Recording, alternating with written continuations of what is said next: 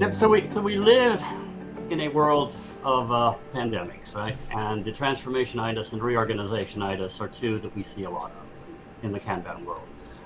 And we think we have some answers on what to do about that. So let's look at the challenges we have. The first pandemic, this week is all about adaptive organizations. The challenge we see is frequently people just associate that, oh, I want to be an adaptive organization, let's do a transformation. We see it happening all the time. In fact, I went into one organization, I asked, how's the transformation going? They said, which one do you mean? We have 4 or 5 of them simultaneously. I mean, it's crazy. This is really sick, right? What's the chance of any of them being successful? And then the little brother of the transformation is the reorganization, right? The other part of adaptive organizations is let's go reorganize. I mean, it seems to be the answer we all love to do. We just talked to a guy, just had a guy in one of our classes. They said, we had 6 reorganizations in the past 6 quarters. So obviously things weren't working so well with those reorganizations. It's just, or maybe they were really tiny reorganizations. But in any event, this just seems to be out of control. You know, with reorganizations, one of the things that we're searching for that what's that perfect organization structure that's going to work for us? And this is always a fun one to look at. It's the 6 different mock-ups of what some organizations look like at different companies. But what's important to me is what do they all have in common? And what they all have in common is they're hugely successful, right? These are hugely successful organizations. They all operate a little different way. You're not going to be able to find the perfect organization structure for you by looking at someone else. You've got to find what works. And the thing is, just jumping around, reorganizing like crazy is just not very successful. It's very painful for people, and it doesn't really solve a lot of problems. It's just another one of those diseases that we seem to be prone to. And the reality is that these generally often don't work. John Cotter, the one who is well known for his approach to change, predicted that 70% of transformations are doomed to fail. That's not a very good place to start. And recently, we had some research that only 22% of companies in our analysis successfully transformed themselves from the Harvard Business Review. So what we conclude from that is that Cotter was an optimist. And, in reality, we wish our enterprise transformations would produce some meaningful results. If only we had senior executive support. If only people didn't resist change, right? If only there was more trust in the organization. If only we had better OKRs. If only teams are willing to collaborate with each other. Come on. If only we had more leadership. We need that. If only we had fewer dependencies. Come on. Can't we have a whole team? If only customers were more responsive to us. Come on. If only we could better prioritize. We had better fine-grained requirements of stories. We had direct access to customers. Priorities didn't change so frequently. Planning wasn't so painful. I mean, come on. Planning hurts. If only we didn't measure the wrong things. We were organized differently. We had the T-shaped people. We had true cross-functional teams. We had capacity when we needed it. If only we can get everyone together and hold a facilitated discussion. If only facilitated discussions actually fixed any of these problems. Wishful thinking. That's what we're looking at. And why is it wishful thinking? Why are these transformations so problematic? I think there's really 2 primary problems here. One is the design of transformations is really flawed. We start with this idea of a current process and we think, oh my God, we need to be at some future process. So let's look at that future process. Let's look at it. Let's create it. and map it out. How are we going to get there? So let's create this big transformation that is going to take us from some current state to some future state. So what are the problems with this? Well, the two primary problems is, one is that this is a big design up front type of problem. If the future process is defined in advance, it assumes we know what it looks like. It assumes we know what that should be. And the reality is, whenever you live in a world of certainty, we know that big design up front doesn't work. It's pretty amazing to me how many agile transformations, and Agile knows that big design up front is something they don't like, but design their transformation as a big design up front transformation. It just isn't going to work in a high world of uncertainty. The other problem with changes like this is they're big. They're big changes, and big changes are very challenging. It's not actually the way that people resist those types of changes. And it's not that people resist the change, they resist being changed. Peter Senge. And why is this? Well, we can look to the work of Daniel Kahneman, who wrote the book Thinking Fast and Slow. And the reality is that there's two approaches to learning. There's learning by experience, which we call system one, and that's sensory perception pattern matching. And then we have learning by theory, which is slow to learn, slow to operate, but fast to learn. It's a logical inference engine. So it's logic versus experience and emotion and pattern matching. And this is how people process information, but in particular, how people process change is very different too. If we're operating as humans deal with change from an emotional perspective. They're using system one, they adapt slowly. Now, if you're silicon-based, if you're a machine, you can logically evaluate and you can adapt very quickly. But we're trying to look at what works for humans.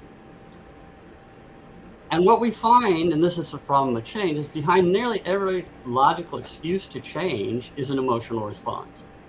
So if we're trying to convince people logically, or they're coming up with a logical excuse for their change, the reality is we've got to get back to that emotional issue. Yeah.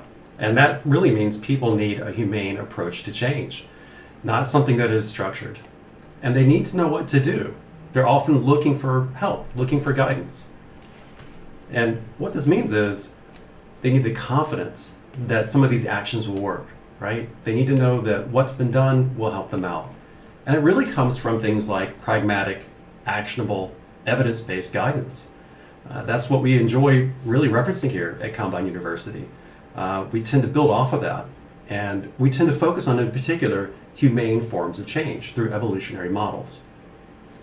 Yeah, so change needs to be humane. It needs to be dealing with, it needs to accept the fact that we're dealing with humans and we need humane change. And we don't need big bang big bang transformations and reorganizations, which are not humane. So if we look at evolutionary change compared to an approach with big transformational changes, if we start with an existing capability, we have a current state of existing capability, and we have some future state that we're desiring. The challenge with the transformation model is it thinks that it's going to be a nice path by which to get to that future state. And what we know is that that doesn't really happen. In fact, based on much of the work of Virginia Satir, who worked with recovering addicted families, she found that when you introduce change, while eventually things actually got worse for a period of time before they actually got better. And we find this true in organizational change as well. Things often get worse before they get better. And in fact, oftentimes we don't even get to the desired change. I mean, many times we don't actually even get to the desired future state. And that's one of the challenges, a big challenge. So the issues here is how much are we willing to allow our current performance to go down, our current capability to go down in order to go through this transformation? And do we have the patience for how long it's going to take? And what we find is in many lower maturity organizations, they don't have that. They don't have the patience, they don't have the safety. And the result is they abandon, they panic under stress, and they end up with failed transformations. This is a report from PMI of a number of change initiatives only 18% had actual success. 64 had some moderate effectiveness, and 18% flat out failure. This is the state of what we're at with transformations. The Kanban approach to this is to say, let's not make these big changes. Let's start with much more of an evolutionary approach. And by evolutionary approach, we take these big changes and make them a sequence of very small changes. So we avoid the failure modes of large designed and managed transformations by making evolving change. So we start with some initial maturity. We evaluate the fitness criteria. Based on that, we make an experiment. We check that experiment to see how it did. We evaluate its fitness criteria, and we continue in evolving our model and what we do with small incremental changes based on actual evidence results. Sometimes we need to roll back. That's okay. We tried something, it was small, and we roll it back. Let's not dwell on it. Maybe we need to roll forward. Maybe we need to come up with a new. It just keeps evolving, and eventually our future maturity is emerging. Where we need to get to is not designed in advance. It comes through this process of evolutionary change, experimentation, and evaluation. So maturity is continuing to evolve along the way. From this, we have the fundamental change management principles that we operate from in Kanban. Start with what you do now. You understand the actual processes, the current processes as actually practiced. Not what you say you do, but what you actually do. Understand what you do. This is key. How are you going to get better until you actually understand what you do now? Don't be in wishful thinking that, I could just be doing better by doing something different. First, understand why you do what you do now. Respect existing roles, responsibilities, and job titles. Don't go reorganizing, changing job titles like crazy. It doesn't usually work. Start with what you do now, and then start evolving it. Gain improvement to pursue improvement through evolutionary change, and then finally, encourage active leadership at all levels.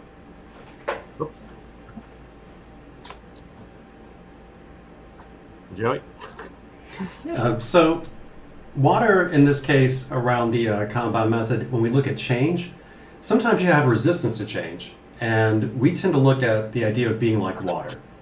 So water flows around the rock, and that rock is that resistance. And so sometimes you just want to move around it, and that's okay, actually. I've spent years in some cases, or months in some cases, trying to negotiate with people and realizing that they're probably not going to move with the change, and that's okay. We can work around that and continue progressing in an evolutionary manner. And that is the key idea behind moving around the change. Now, one of the things that we think about in the Kanban method, which is one of my favorite things, is acknowledging with where you are.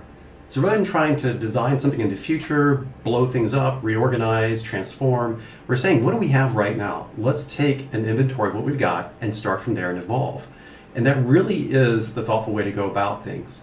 Now, what happens as you do that, if you realistically capture what you've got and turn it into something of a system model, you can actually have better alignment and collaboration between groups. Because each group has its own set of ways of working. And now you start to have a way of communicating across different ways of organizing and how you operate your work.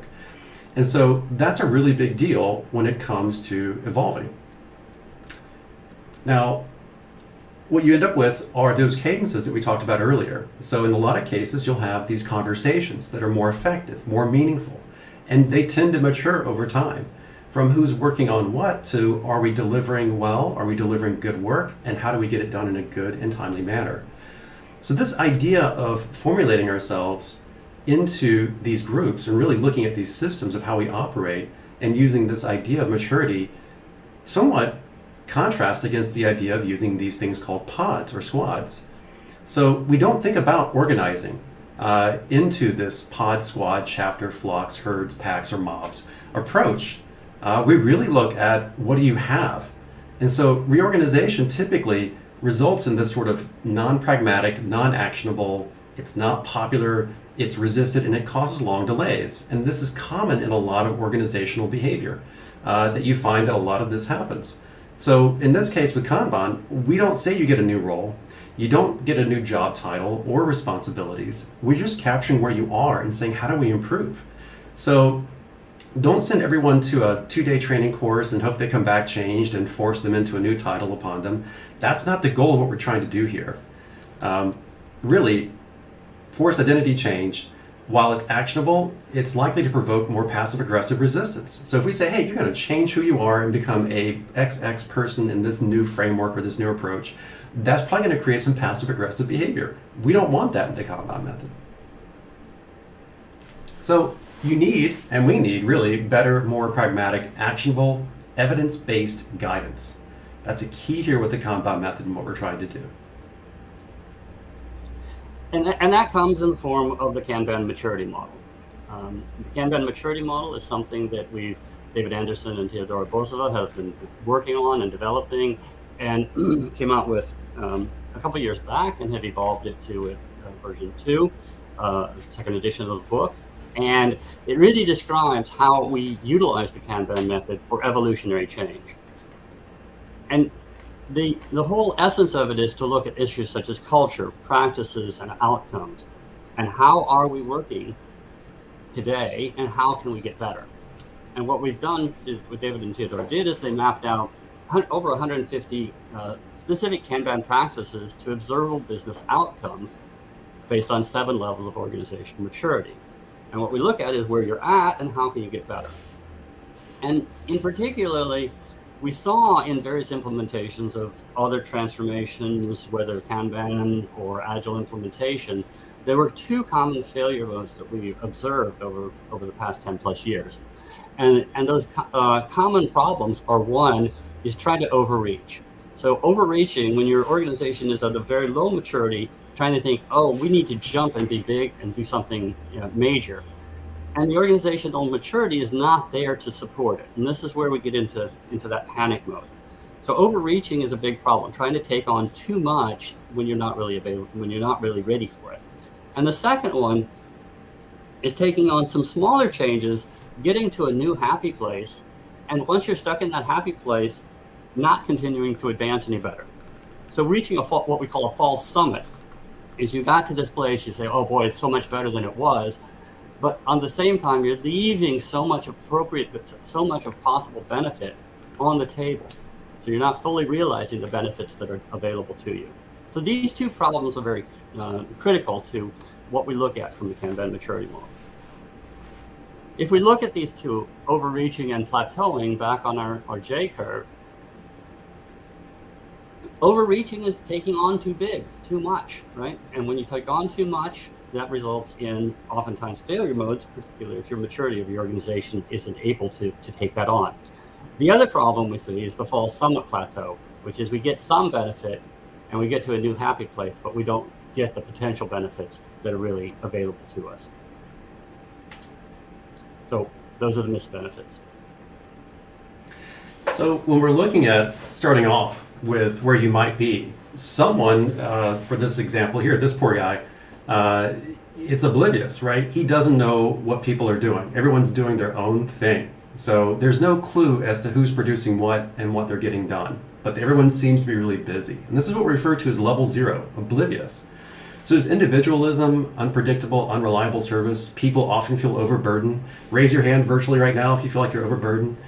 Raise your hand if you feel like you have unhappy customers, managers who are probably unhappy. And in general, people are just not happy with the way things are going. Things are getting done, but they are not pretty. So when we're looking at this, what you might want to consider within the Kanban method is visualizing work at the team level. Limiting work in progress. That's a big deal. If you can actually start with that, even on the individual level, that is a good start.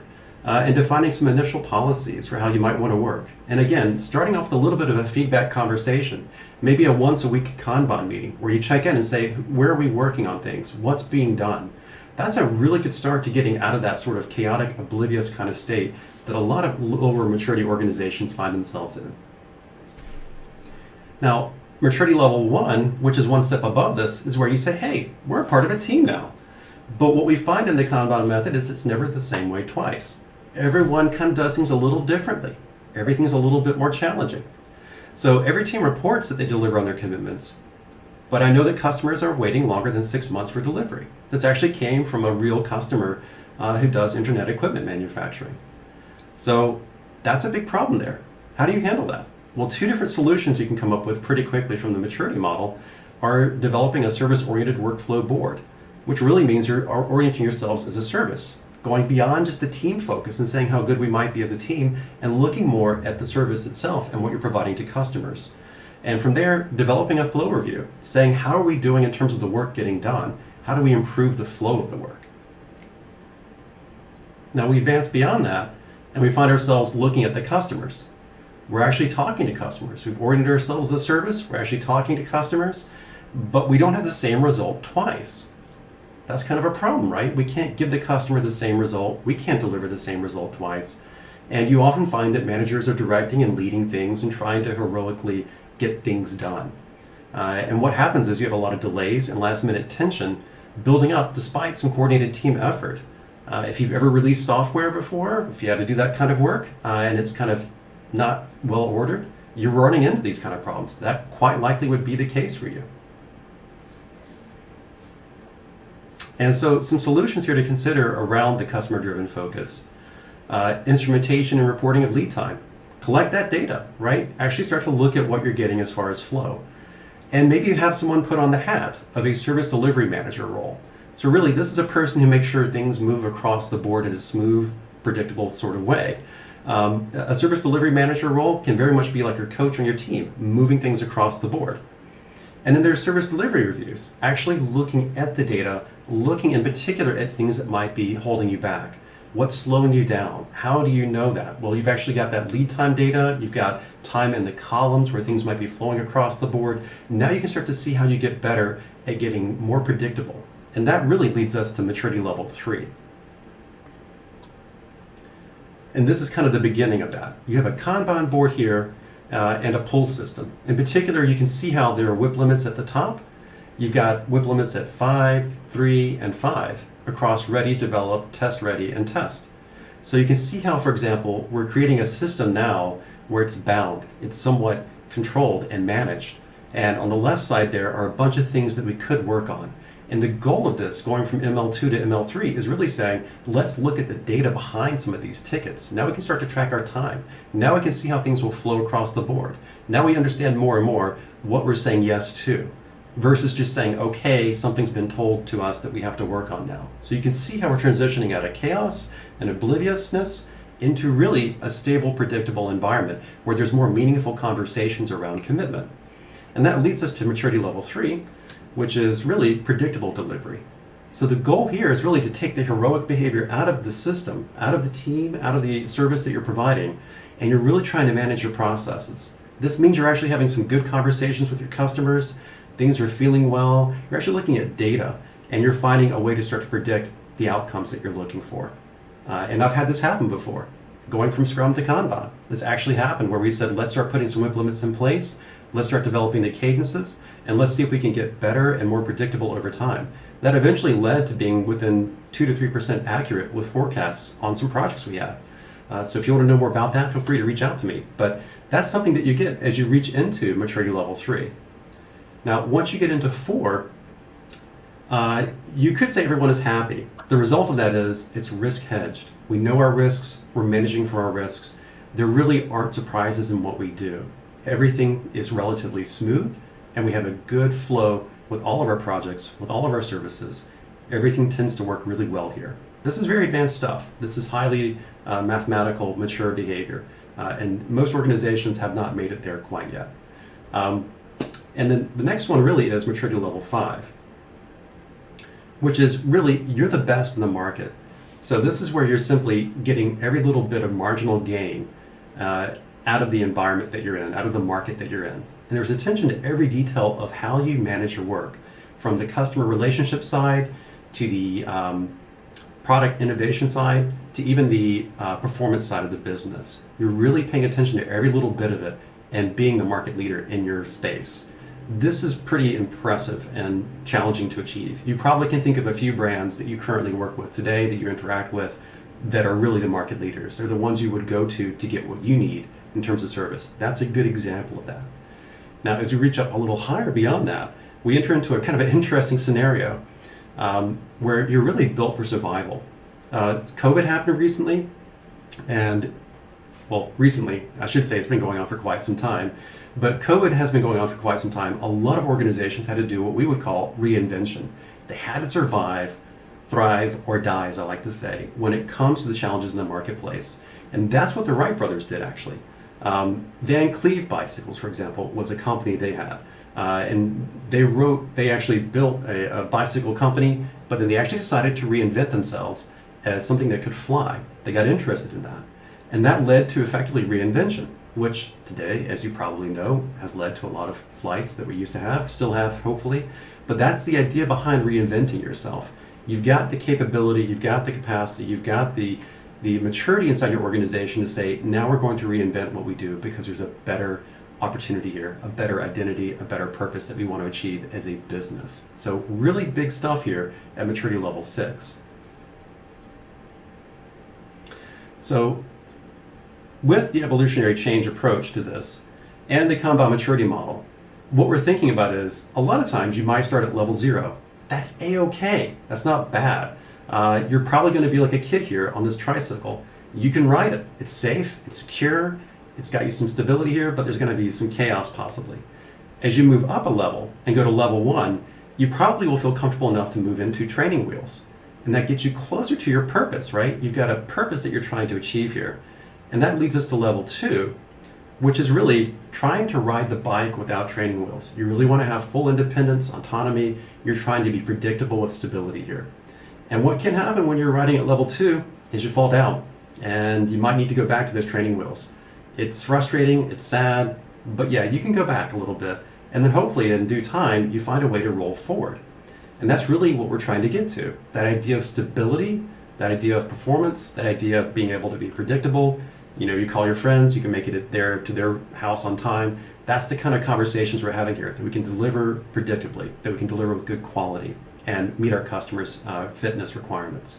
Now, beyond that, if we move into level 4, what you find happen is really fine-grained tuning. You can get really good at hedging for what your market needs and really identifying the product development activities or the service level activities that are required to really meet and exceed in your marketplace. And that's a good example here of having different types of bikes. Some people want to have that really fast race bike. Some people want to have the mud bike. You're really getting finer tuned to your customers' needs and really getting every little bit of requirement captured and actually getting all of that market capability, market opportunity really captured. So this is a big deal when you reach to level 4.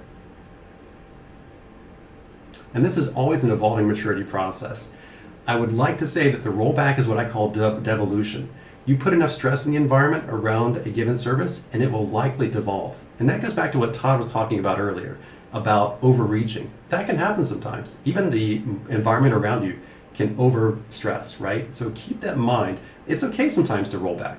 The idea is you want to keep trying to evolve your maturity over time.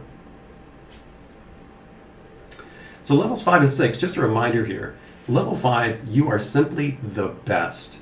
There is nothing holding you back. You can simply go, go, go. And like here with the bicycle example, the yellow jersey, for some of you who aren't familiar with bicycling, the yellow jersey typically means we are the best, right? We're the leader in the pack right now. As you go beyond level 5, simply the best, you find yourself reinventing what you do. So just remember, that's a big deal.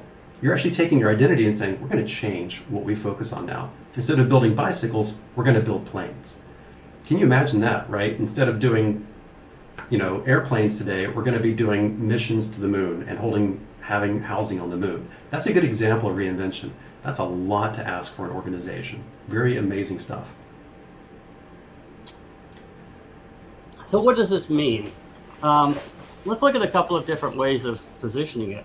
Starting with the Kanban proverb, stop starting, start finishing. It's something that we've had around in the Kanban world for a long time, really talking about the fact that we oftentimes have too much work in progress and it results in starting new things when in fact what we really need to be doing is focusing on finishing them.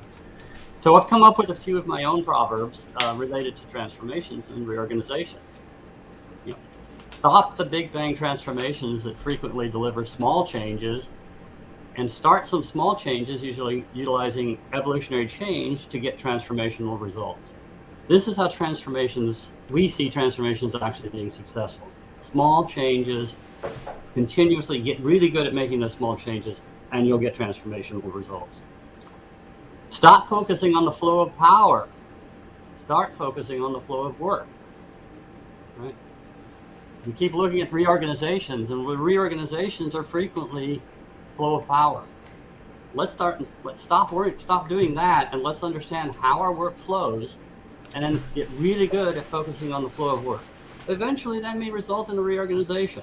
That's fine, but reorganization is one of the last tools in our toolkit. It's in our toolkit, but it's one of the last tools in our toolkit. Start with everything else first. And this comes from the principle of the Kanban: focus on the work, not the workers. So reorganize the work, not reorganize the workers. It's okay to reorganize how work happens. That's all right. But don't reorganize the workers. And stop the wishful thinking of what you want to be. Start with the reality check of where you're at and make some small wins in order to move forward. This is how you can actually make change. This is how change happens. This is humane change, and is what the Kanban method and evolutionary change is all about. So for us here at Kanban University, we have a number of resources for you all. Right now, you can go to the web address down there at the bottom of this slide, and you can download a free official guide to the Kanban method.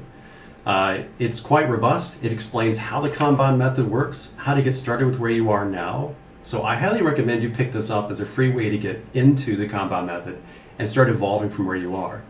Now, there's also other ways to do this as well. We actually have a set of courses at Kanban University that start with how you work as a team with Kanban, how you might design Kanban systems in your organization, and how you manage those Kanban systems. And those are all there at kanban.university.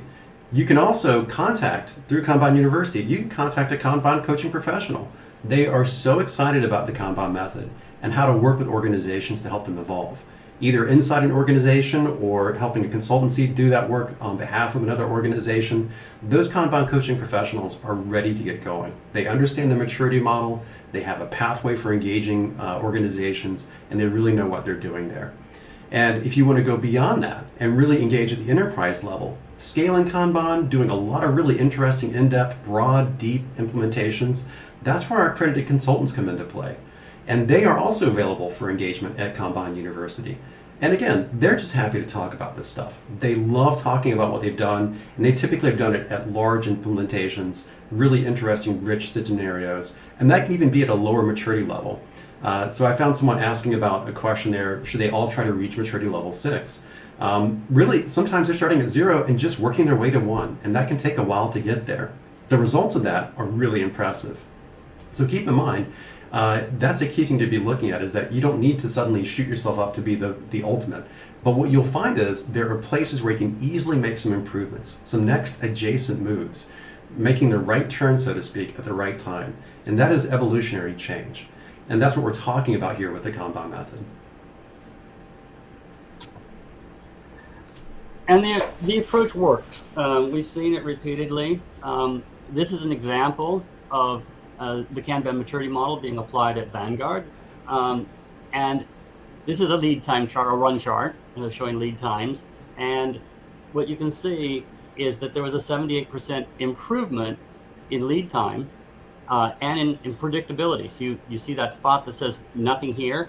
Those were some lead times that were very, very high in the old way of working. Eventually, by really focusing and working on increasing the maturity, in 90 days, they were able to reduce the lead times by 78% from a baseline working from Scrum. And the thing with Scrum and Kanban are very compatible. Scrum is a great place to start your Kanban initiative. If you happen to be doing Scrum now and you're hitting a point, in this case, what they felt like was that they had hit what they call Scrum stall. They had plateaued. They weren't getting any better. They had stalled out, and they had reached a new happy place for a little bit, but then they started to get unhappy. They wanted to get better, and this was where they started implementing Kanban and started really focusing on improvement, focusing on on getting predictable, and the results were substantial. In addition to, you can see the chart here was when, as they improved their maturity level, sort of going from 1 to 2, really sort of starting at sort of a level 1 Scrum, and then adapting to level 2, and then eventually getting to level 3, their overall throughput went up also significantly, about a factor of 4 improvement. And these are the types of changes that can happen, and we see them repeatedly happening. And in this case, it happened very fast. In approximately 90 days, they were able to make these changes, to make some changes and get some significant results. We also see this is from Accenture in Brazil.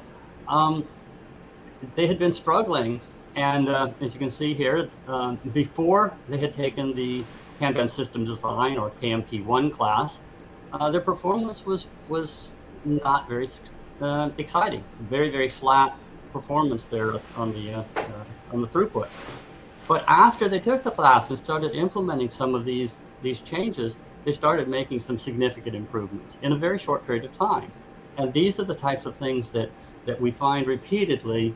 It's not just isolated examples. These are common behaviors that we see from people who have implemented and really sort of get what's possible with the Kanban method just by augmenting what you do today. So it's starting with what you do now. We can make some fairly significant improvements with relatively small changes done in an incremental fashion.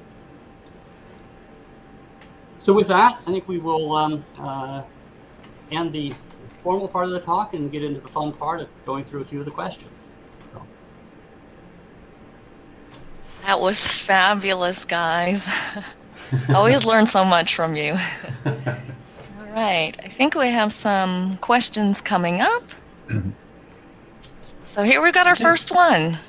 How do you approach executives who think that you can just take a class and go? Do you think that teams need personal help, so I guess consulting help, if they have no experience in implementing Kanban? Well, Todd, do you mind if I take this one first, and you can go ahead and take this one? Yeah, I may jump in too, but you take it first. So I have a little story about this one. I actually had a CIO one time.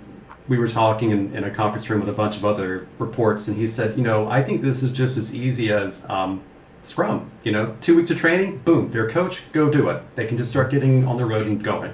And my mistake was actually like, no, this takes a little bit longer. I should have said something like, yes, and. So when the executives thinks, well, yeah, you can take the class and go, you say, yes, we can start with the class, and then we go from there. And in this case, do you think teams need personal help if they have no experience in implementing Kanban? That's where, some training or really a coach can really help out with them. So that's where they do benefit a little bit more. As we learn more about the marketplace, as time goes on here in the Kanban University space, we find that some people are just dropped into a role of responsibility without really knowing quite what to do with the Kanban method, and they sometimes miss out a lot on things, especially if they let the tools do the driving for them. Yeah. So I would highly recommend that someone get the training initially, and then even then consult with a coach, right? Coaches don't need all that much time in the Kanban arena to help you get going. That's the beauty of the method. That's great. Great answer. Okay, I think we have some more questions, yeah? Okay. How do you handle workflow that sometimes goes backwards? I love this question. Yeah. Right. I get asked this all the time. So Todd, I'm going to leave that one in your hands. Well, it depends on whether the workflow actually goes backwards or whether it's just a case of a handoff going backwards. So the common one in the software world is one of where someone in the development world does something, then it goes off to a tester. The tester finds a defect. How do you deal with that? And you can deal with that from a handoff perspective. The feeling is, I'm sending it back to development. And the challenge, the issue there is that in the Kanban world, we try to look at things more as a flow of work, not a flow of the work, the flow of the knowledge discovery, I guess, not really the flow of who's doing the work. So there may or may not be a handoff in between stages. So we pay less attention to the handoffs and more attention to where we are in the stage of development and the stage of knowledge discovery. So our approach for something like that is usually to, rather than sending the work backwards in the workflow, is to say, new work has to happen on this activity, and basically put it as a, we usually put like a red sticky or something indicator that work needs to happen. on it. It's not reverted back, but it's actually keep it in the column, keep it in the test column, but there's now development work that has to happen. And so that's the typical way we like to approach it, because it gives us a better indication of how things are going. Now, if this is happening repeatedly and there's challenges with this, then it's time to look at some of the policies. Maybe you have policies that need to be revised in order to change the flow so that it doesn't happen so frequently. Maybe there's some criteria, the definitions of done aren't right, that need to be improved in order to improve that, because that should be showing well, this will come up in more in the risk assessment. Are we seeing repeatedly problems where we're allowing defects to move in the flow, which creates a rework? What can we do policy-wise that would help us with that flow? So these are the types of things that can be worked on once we have identified it and have some. That's the power of the visualization, the power of marking it. Actually, what happens if you do a revert, you just move things back in the column. You don't know that you had first that it had started in the other column. So this way, we actually highlight it, that there's some behaviors that we're trying to minimize happening. We're not trying to squash them out entirely, but we are trying to minimize them. And if they're showing up repeatedly, then we want to do something different about it in our process, in our policies. Yeah, that knowledge discovery approach, it's really interesting, because you say that then if this happens repeatedly, then you may change your policies, or you may need to change your policies. That it's also knowledge discovery. Exactly. So, it's discovery about the process itself. Yeah, it's a very interesting approach. And then could it also be a problem, something you need to revisit in your policies around the definition of ready? It could be. I mean, this is again, it could be that the definition of ready or some other, an upstream policy doesn't manifest itself until very far downstream.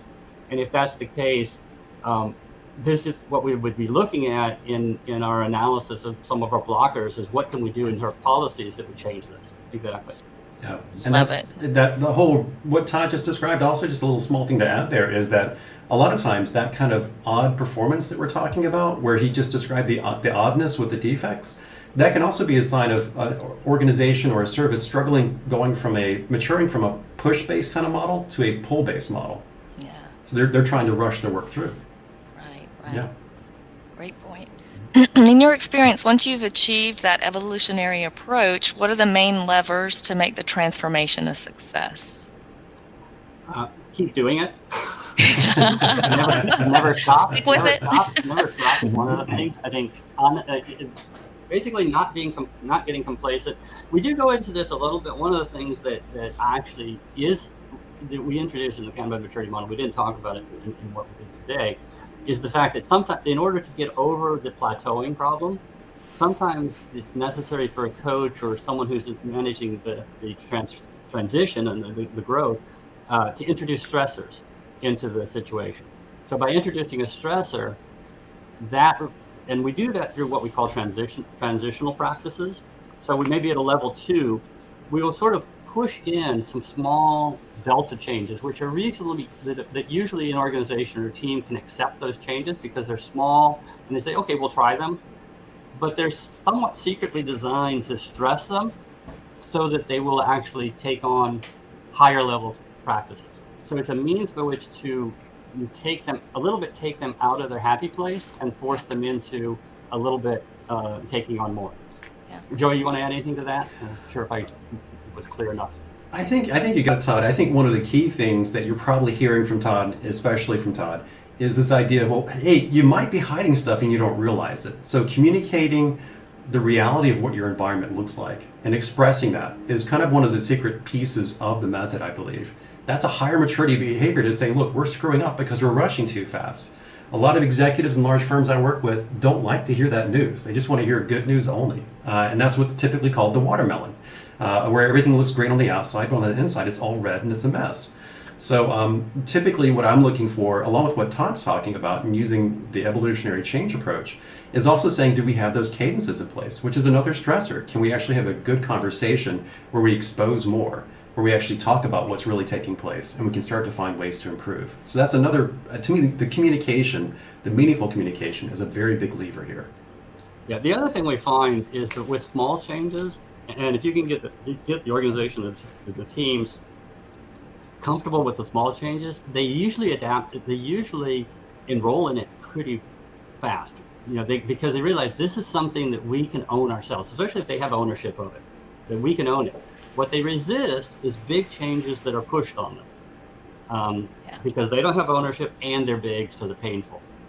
If they own things, then they own the small changes, and we find that type of, we don't oftentimes have to do a whole lot more than that. Just, occasionally we have to coach them along on things they can do, or keep them from doing something too big, because they get too excited and they want to take on too much. And so we have to reel them back in and say, no, don't try to go for a level 4 change right now. You're still at level 2. Let's look towards something that's more of a level 3 type of change, which is within your maturity. That's within the maturity gap that you can take on safely. Yeah, that's great. Should all companies, whoops. We'll come to this one. Oh, there we go. Should all companies try to reach maturity level 6, or might they choose to be at a good enough lower level? I think that there will be many who will be very happy at level 3 and 4. 3 and 4 are both happy places for the most part. You even have people who are at level 0 just happy to get to level 1, because they get out of this chaos mode, and it's like, oh God, never. And especially when you see, this is one of the challenges with the plateauing. With big types of transformations, they get from 0 to 1 with a big transformation, and they say, great, so happy I got there, never again, because it was very painful. With Kanban, we try to take on smaller changes to where they say, oh, I actually liked that, right? Not only did I get better, it wasn't very painful, and I can continue doing that. So that's what we like to try to do. There are very few organizations that need to be at level 6. Reinvention is really not something that's going to come around that often. What you want to be, I think where you want to be is a position that if you ever did need to get to reinvent yourself, if you're in a position where you felt reinvention might be necessary, then you have to figure out how do you get there. But yes, not necessarily striving towards levels 5 and 6. There will be organizations that do. 3 and 4 are very good places to be. 2 is not a terrible place, but 3 and 4 is much happier. You've got much more predictability. You've got everyone is really feeling pretty good about those levels. Great. Do you find that companies regress back, like they get to one level and then they regress back? That can happen. We have seen that happen where they thought they were doing really good, and then they got complacent, and then got a little floppy, complacent, and Sorry, Todd. I was going to add one thing to Todd's statement, that I imagine a number of people in this session right now have worked for companies or had been working with companies prior to COVID-19, that once it hit, they found regression. I know I did. I worked for another firm where they were doing great at the beginning of January of 2020, I believe it was now, if I remember right.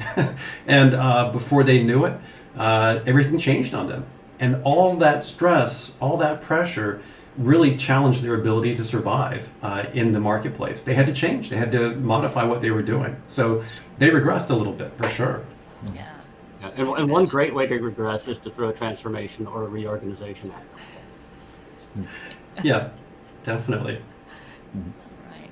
Is there any diagnostic tool to know at what level an organization is, and then to find a strategy to get there to the different levels?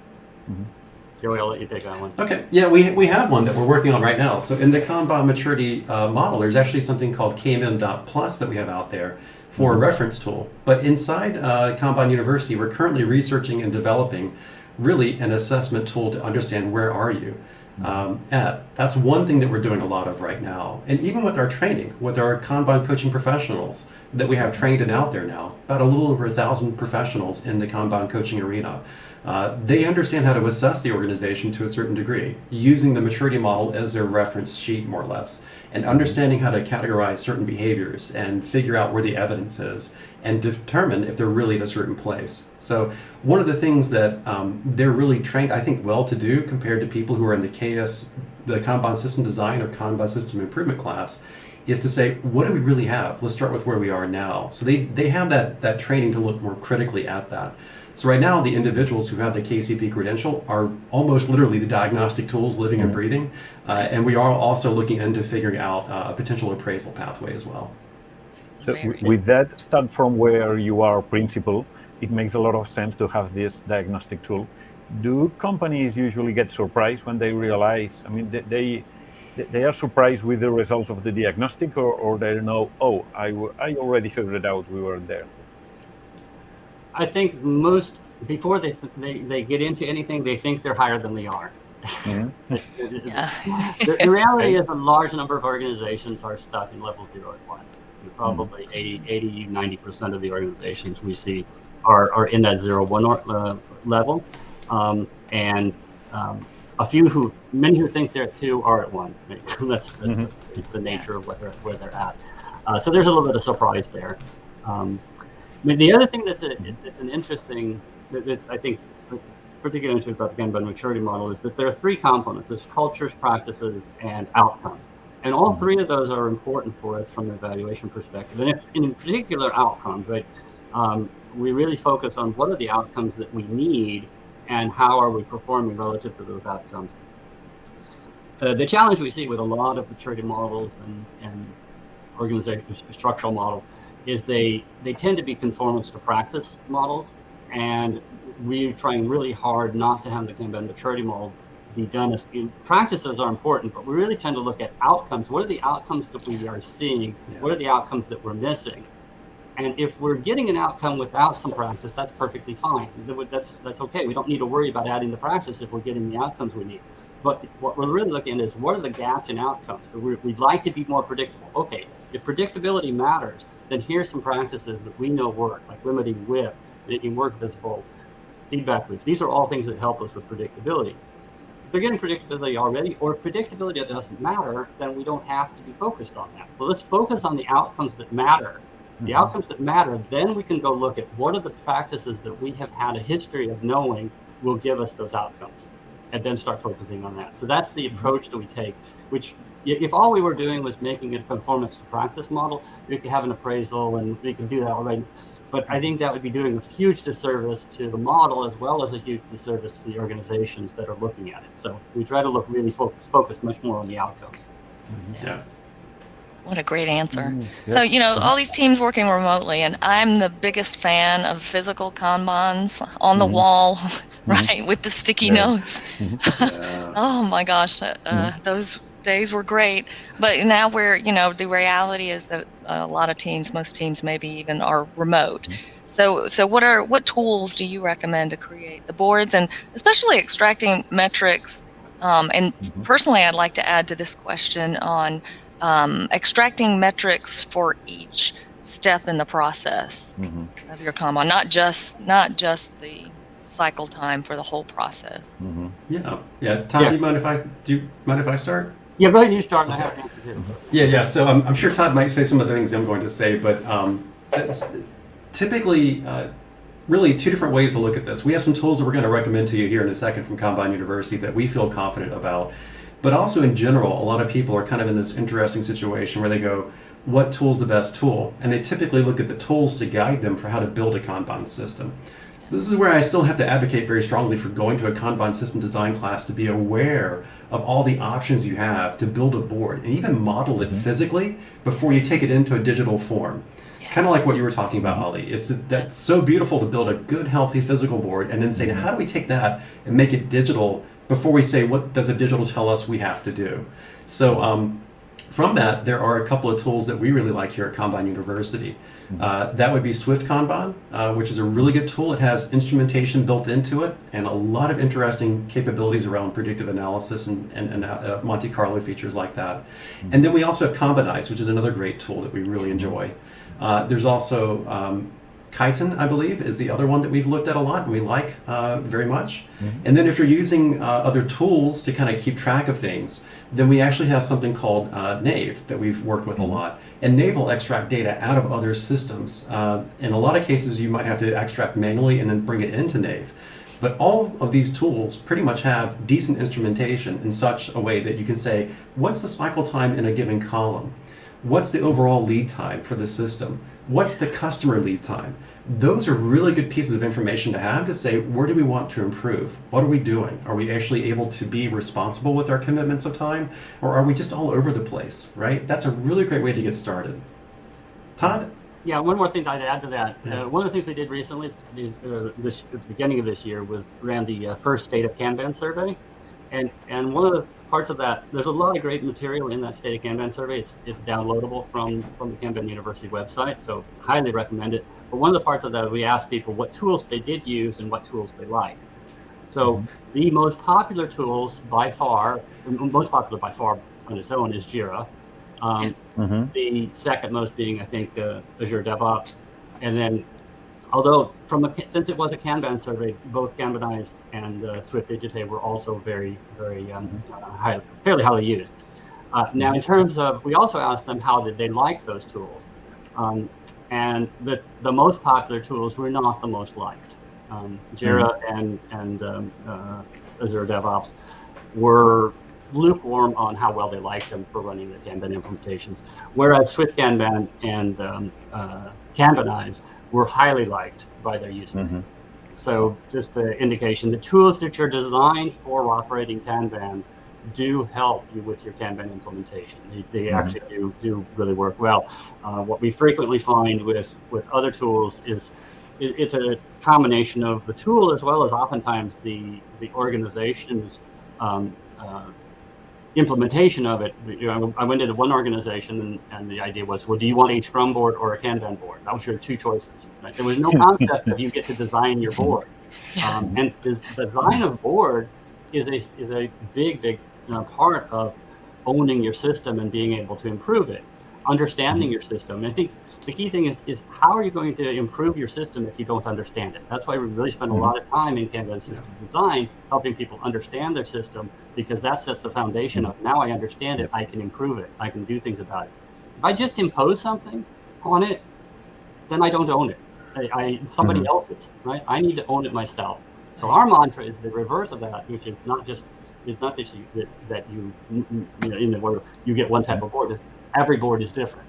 Every Kanban board should be different. Don't ever copy a board from someone else. Start with your own, go deep and understand how your system works. Then and only then can you really put the effort into improving. Awesome. And I think we have time for one last quick question. I love this question. What do you recommend for inserting time for innovation and learning into the system? Yeah, so one of the things that you run into with Kanban system design and when you build a Kanban system is hopefully, ideally at some point, you allow for limiting of WIP. And I tend to use this, I did this before, we'd actually have a board, and part of that board, or part of around that board, was another board that we call sometimes an auxiliary board. And the whole point is, there's a piece of the board somewhere where you've dedicated a certain amount of WIP to trying out something new, to trying out innovation, or trying to do something that's learning-based activity. For the technical people in the room, this would be test-driven development. If your team hasn't done test-driven development, that's probably something you're going to do to innovate and improve the way the system operates, especially for software development. So that's my approach to that. Todd? Yeah, I think carving out capacity is part of the standard operation. You need time for reflection. You need time for experimentation. And if we don't allow any time for experimentation, we can't expect to get any better. So you've got to do it. You've got to put the proper structures in place and allow for this to happen in order to get really good at it. You start doing it. What's great about it is once you start doing it, you start creating that capacity because you no longer are overburdened. Right? You get away from the overburdening problem. So the thing is, we've got this big mass going against us because we're so busy that we can't take time to get better. It's just a blocker. We've got to get out of that, get out of the overburdening, and then we can start carving out time really easily because we're getting better all the time. If you're getting better all the time, creating more time for innovation, super easy. Yeah. Great, wonderful. Well, guys, thank you so much for being with us today. So informative. Thank you also for collaborating with us at Kanban University. We really appreciate it. Such a pleasure. Awesome. Yeah, thank you as well. Thank you. Thanks a lot. See you soon. See you.